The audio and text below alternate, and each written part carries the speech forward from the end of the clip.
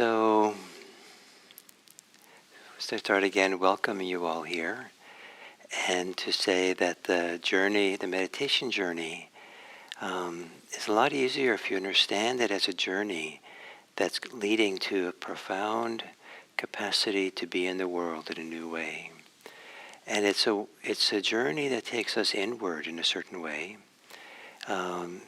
deep inward, almost like we could imagine to the source.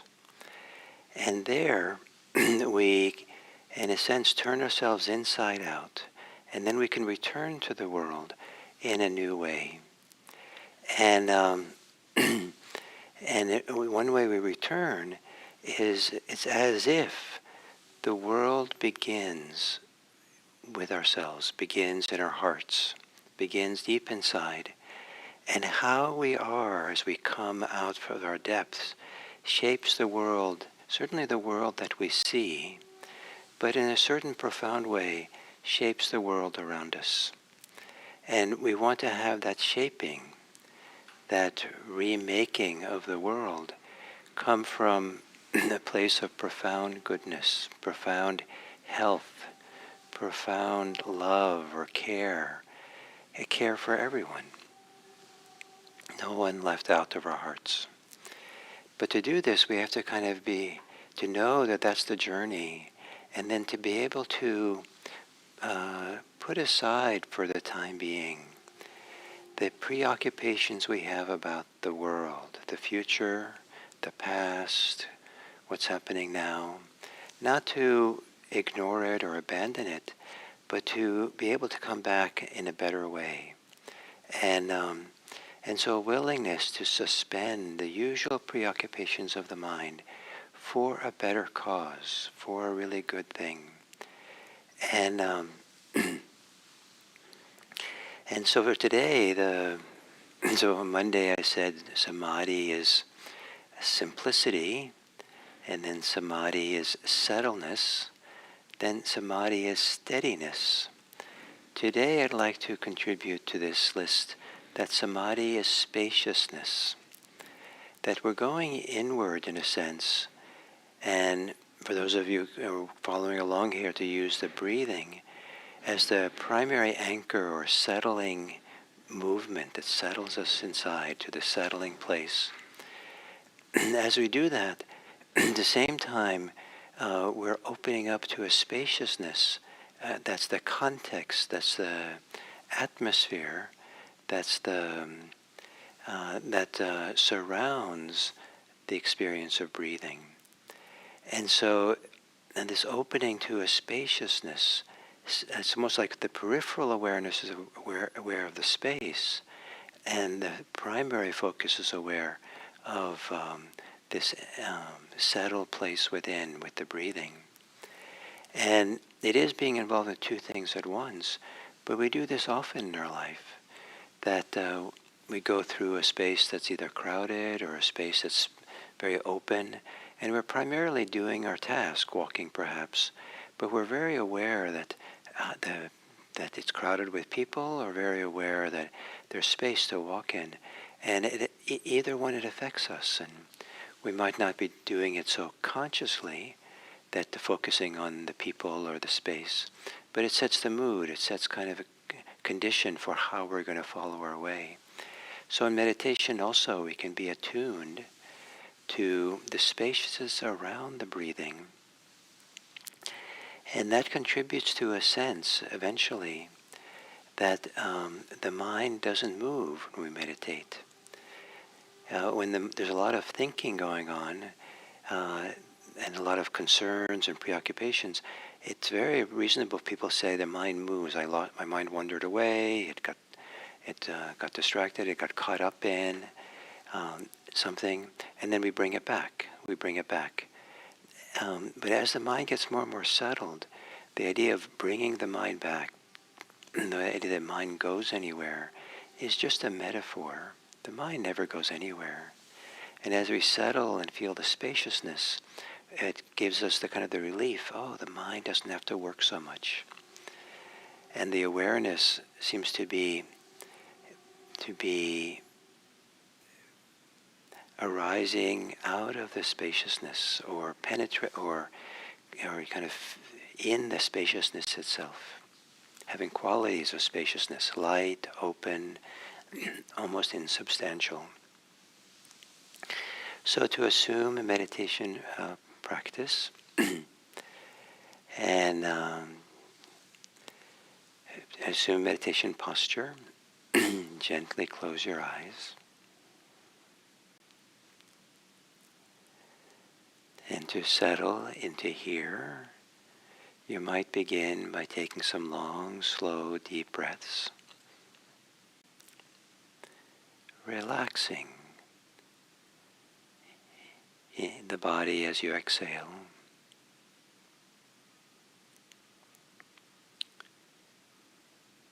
Relaxing in a settling way. So you're settling your body.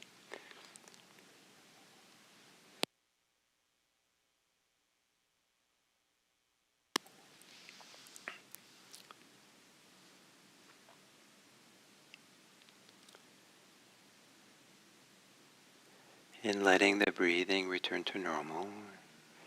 And continue for a few breaths to feel your body when you inhale. And relax the body on the exhale. Maybe relaxing different parts of the body in different breaths.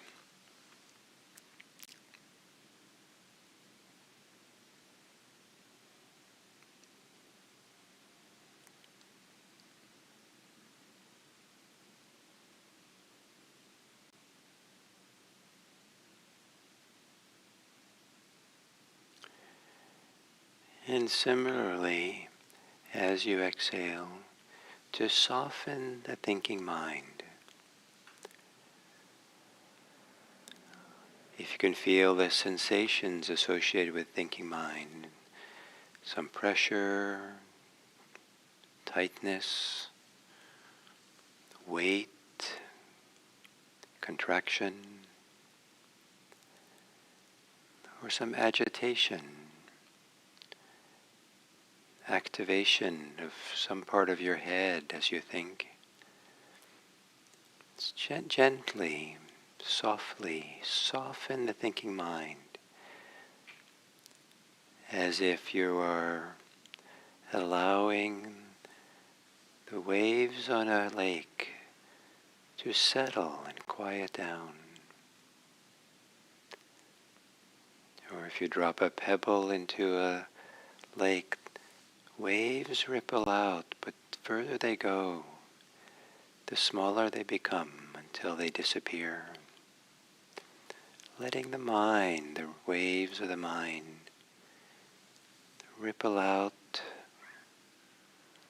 and quiet.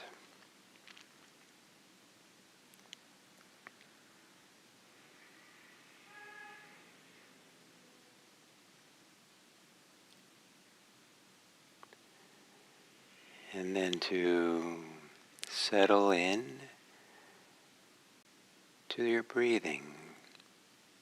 And if you have found a settling place deep in the experience of breathing, at the end of the exhale, where the inhale begins,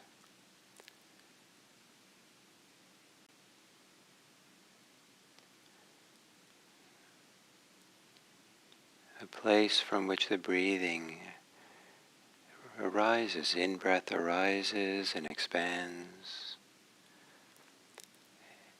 and where the sensations of breathing end at the end of the exhale.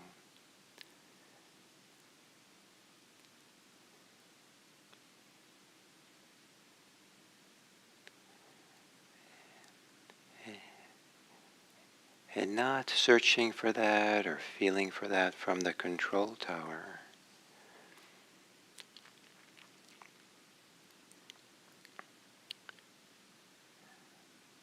Almost like having your mind deep in your torso,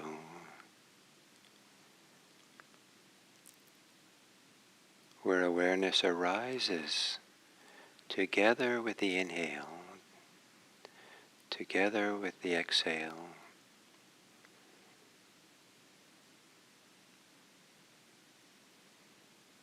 settling.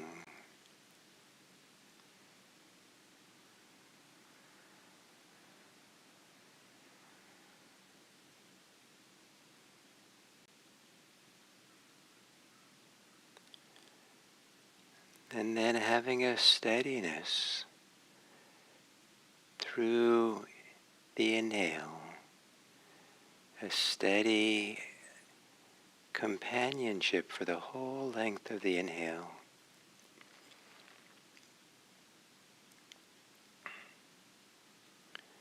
And a continuous attending to the exhale from the beginning to end.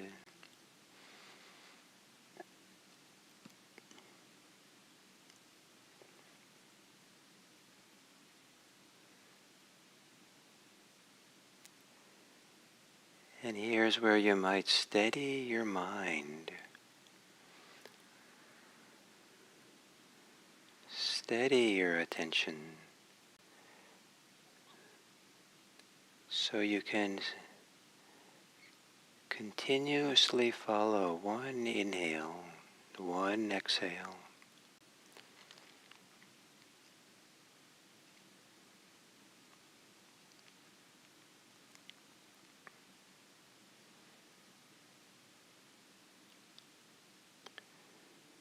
And as you follow the inhale,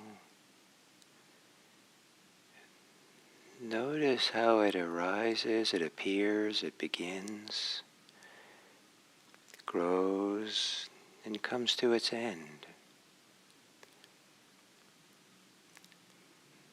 And the exhale begins, continues, and comes to an end.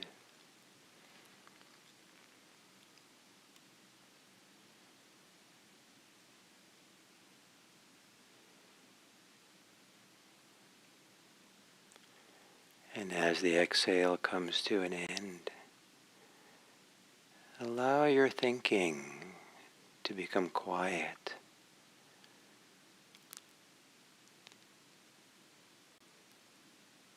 And into whatever quiet there is, allow the inhale to arise.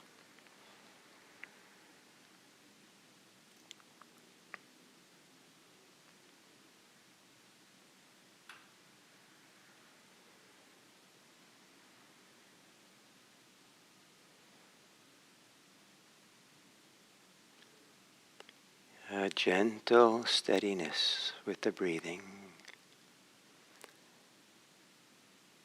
And then become aware with your peripheral awareness. Any sense of spaciousness, any sense of just beyond the edges of breathing, the edges of how you experience breathing, is the beginning of a kind of space or openness, or maybe a kind of quiet, or a kind of stillness. To whatever degree you can be aware of spaciousness, stillness, while you're with your breathing.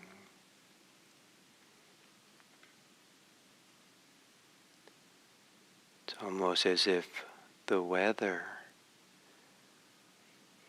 is spaciousness through which breathing travels.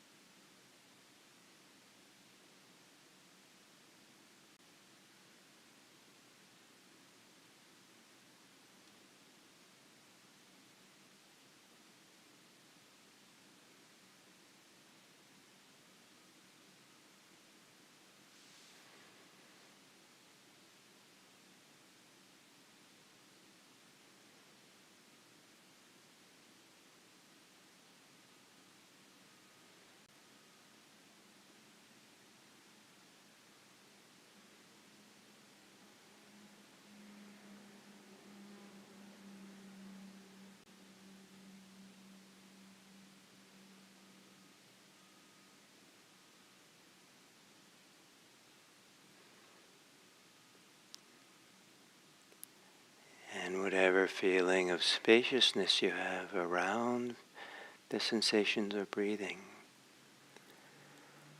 will support you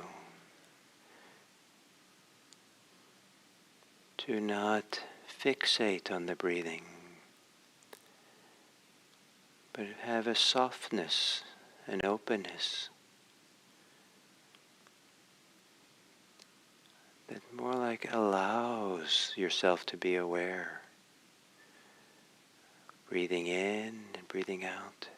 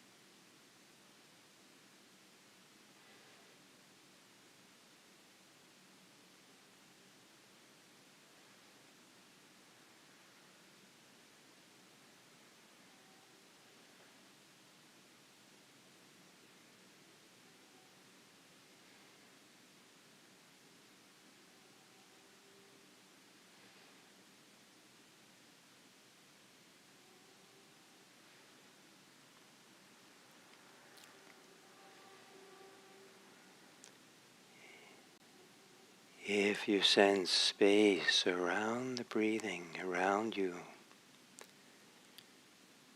if thoughts arise, don't be troubled by them or involved in them. Let them drift away into the space.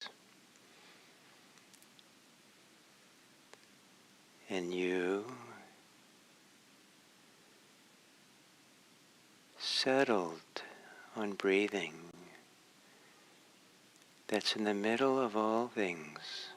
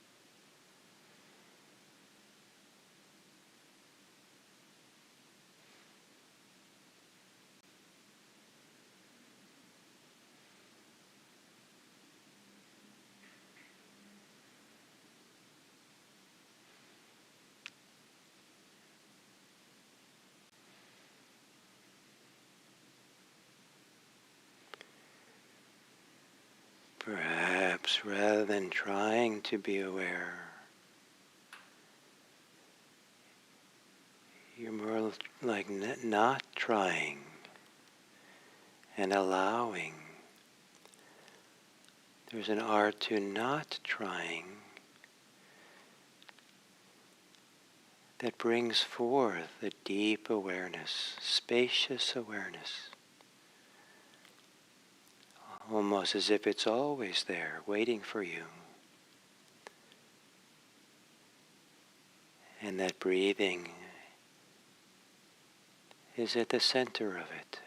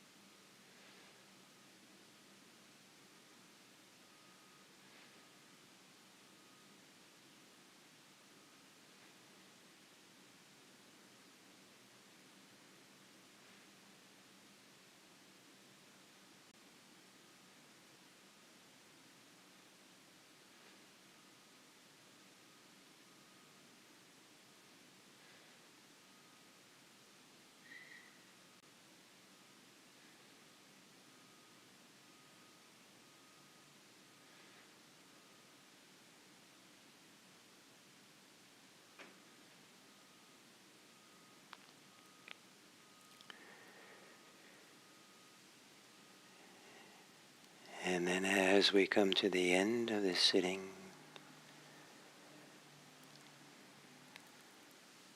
any idea of beginning and end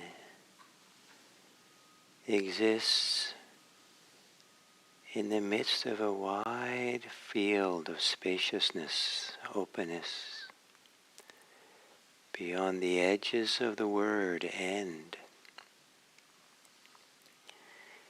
beyond the edges of any word, any idea.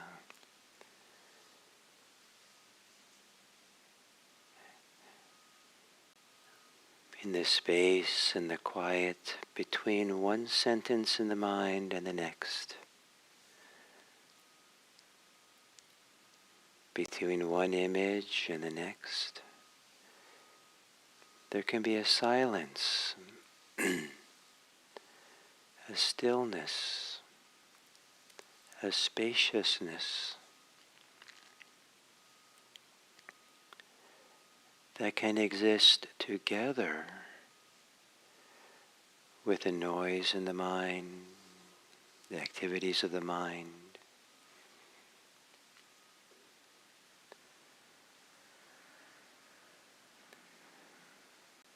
perhaps to sense and feel the breathing room that spaciousness provides. Breathing room for all things can be left alone just to be. And as we end this sitting, perhaps we can do that for other people. Give them space. Give them breathing room so they can just be as they are without our judgments and desires, wants, expectations. The gift of allowing people space to be themselves, maybe so they can see it more clearly. Maybe so there can be a different way of responding. May it be that this practice that we do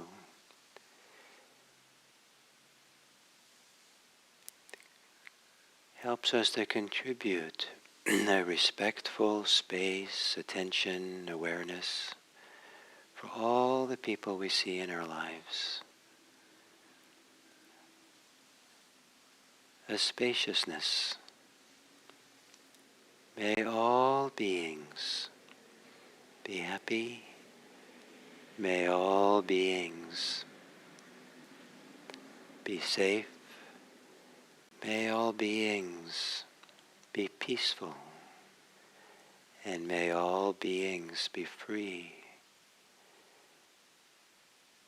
And may our holding people in a spaciousness support that possibility.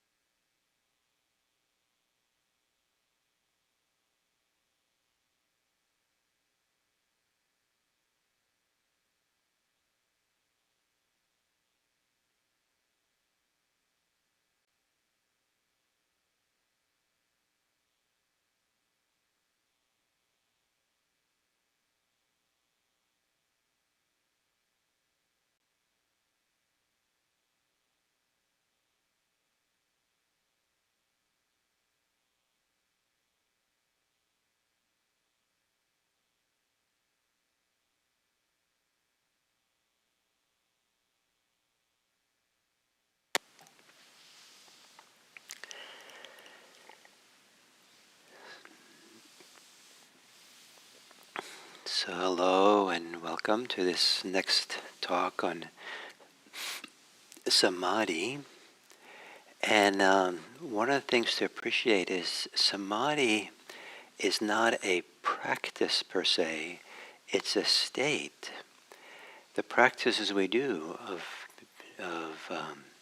steadying the mind, focusing the mind, being attentive to breathing, letting go of thoughts. There's a lot of things we might be doing, but that's not the Samadhi. That's the practice to enter into Samadhi. And Samadhi is a state. It's actually a variety of different kinds of states of mind, of heart, of body, of a wholeness that we can experience. And then it's important to appreciate that the practice, the instructions for meditation, it can be state specific. There's a strong orientation for people to use as their reference point me, myself, and mine, how I am now, how this is benefiting me, how it's good for me, or if I like this or not, or if this works for me or not. And there's a value in that to some degree, but we can get stuck in that kind of orientation as well. And meditation practice is meant to be something that helps to kind of step out of that excessive self-orientation, self-referencing, And one way to do that is to appreciate that we have to, when we practice samadhi, practice meditation, we have to adjust of our our practice according to the states that we're in.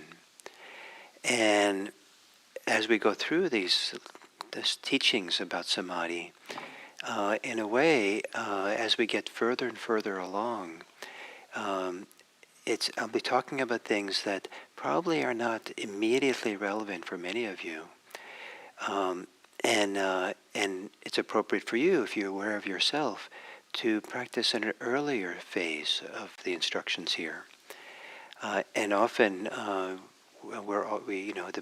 right place to be is as a beginner, or you have your own practice of how to get settled and get started in meditation. You're welcome to go back and use that as well. Because we're often, it's kind of like a pyramid as we practice, and we spend a lot of time at creating the foundation.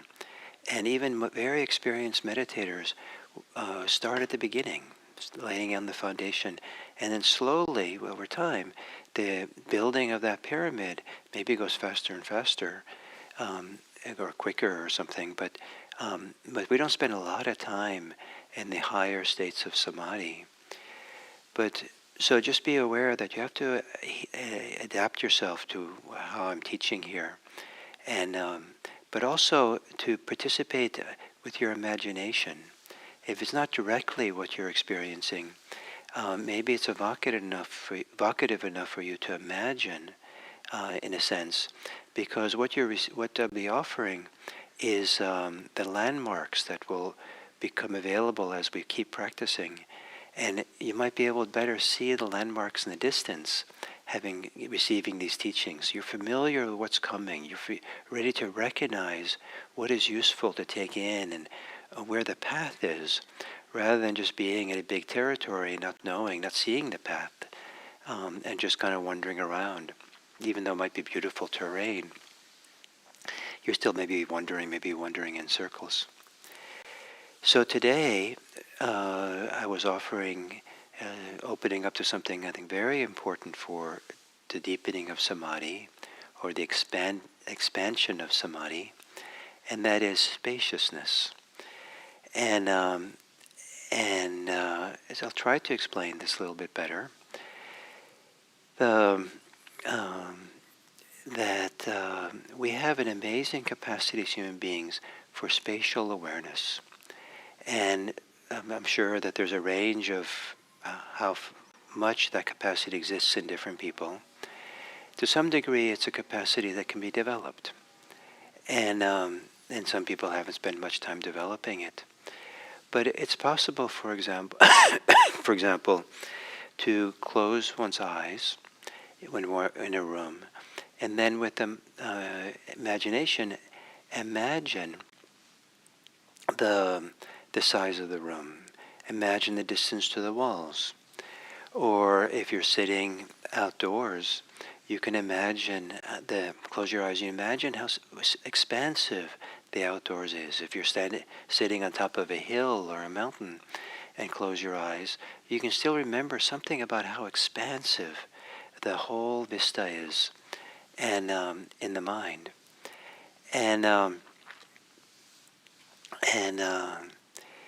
So this idea of the mind has spatial awareness. We have a sense of what's to the left, to the right, maybe even behind us a little bit. We can have a sense of distance between us and other people. Some of that is a deep functioning of the mind. If you're going to toss a beanbag to a friend, some calculation goes on deep in the mind of how strongly to throw that beanbag, how high to throw it, how fast, how, the angle, the direction. All this is incorporating a sense of the space and distance and things that goes into our spatial awareness. And so sometimes we can close our eyes and have a sense of some kind of spaciousness around us. in very deep meditation, sometimes people have the sense of infinite space, that that the space that they're sitting in has no edges, has no limits, because edges are a concept the mind makes of this kind of thing, of space. And so you can sit and be aware of, with the eyes closed, imagining the room you're in, and there's a limit to that, to the walls.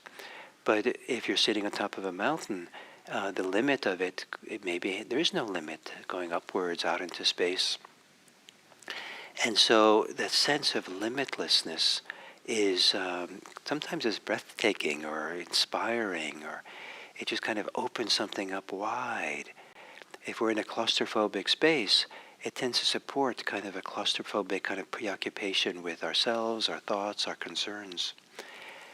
And so in sitting with meditation with the eyes closed, when we're settled enough, when we're still enough, when we're steady enough, simple enough, there might be a time when we can start feeling the spaciousness in the mind, spaciousness in the body, a sense of kind of like there's a room for things.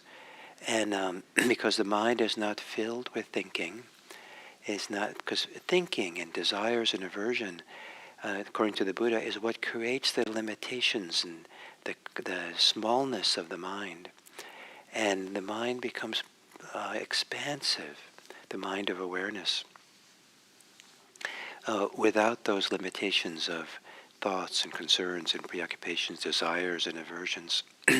So as we get more settled, to begin to become aware of the spaciousness that's here, so that we're not riding the breath, like latching on or kind of zeroing in a tight laser focus, but rather there's the awareness itself starts becoming integrated or integral to that spaciousness. And the mind itself now, the awareness itself feels as part of the spaciousness almost. And so as the breathing comes and goes, sensations of breathing come and go, it feels like they're coming and going within the atmosphere, the weather, the context of spaciousness. And the kind of awareness this, one way of understanding this kind of spacious awareness, it's not something you can fixate your mind on. If you look at the space in the room you're in, if you're in a room or outdoors, and try to really, like stare down the space in the room, like really focus and really zero in at the heart of it, and you're really going to, let the space know that you see it. That kind of one-pointed focus that you would have maybe for someone you're angry with, and you're just letting them know through your stare, it doesn't work with the space around you. That it's almost like you're better off not trying to look at the space as a point, for the central focus of the eyes. It's more like you have to relax. Some people, when they're looking at the space in any place at all, the natural tendency in the mind is the eyes roam. And in the roaming, the movement, gentle, soft moving, this is where we have some kind of inner sense with peripheral awareness maybe of the space in the room. So rather than having a central focus, we have this peripheral focus of awareness. And like eyesight, there's kind of central focus and the peripheral awareness. And the peripheral awareness is always there, but it's hard to focus on it in the way we can when we zero in on the central focus. So the same thing as we sit and meditate, this kind of the center of attention could be the breathing. But at the same time, we're aware of this peripheral space around it. Both are going on at the same time. There's two different almost systems of awareness operating, and they both can be mutually supportive, operating at the same time. But in order to do this, the mind has to be quiet enough, still enough, settled enough. And that's the work of developing the settledness that allows the spaciousness to start to come. The Buddha sometimes called this an expansive mind, mahacitta, expansive, because the mind itself feels like it's starting to have lots of room for the mind, rather than the mind caught and preoccupied by something. The mind that's not caught opens up and relaxes and expansive. And this spacious awareness, peripheral awareness, as we do settle and steady on the breathing, makes possible the states of samadhi that are going to arise. And that will be the focus for no, not that exactly thing, but tomorrow I'll talk a little bit about what begins to become possible with this settling and focus on breathing that becomes possible as we begin opening to this spaciousness. In the meantime, until tomorrow, I'd encourage you to look for occasions where you can settle back to appreciate the spaciousness, the space, the wide space around you. Probably works better outdoors, but some places like here at IMC, there's a really high ceiling, and that sense of just looking up toward the space you're ceiling, that itself does something to the mind.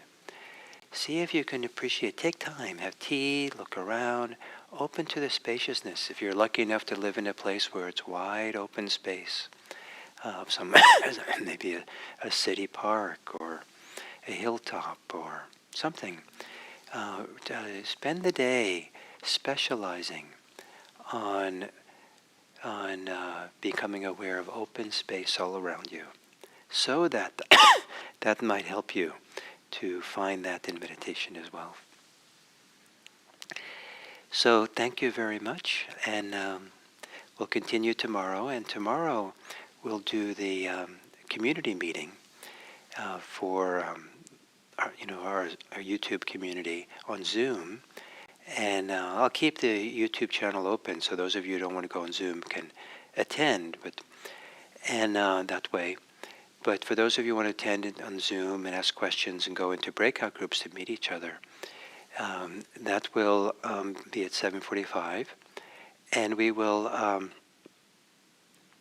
And already the Zoom link is in the What's New on IMC's website. It's also in the IMC calendar, and I'll put it here in the chat tomorrow. And the password you'll need is the Pali word for loving kindness, which is metta, M-E-T-T-A. So thank you all very much, and look forward to tomorrow.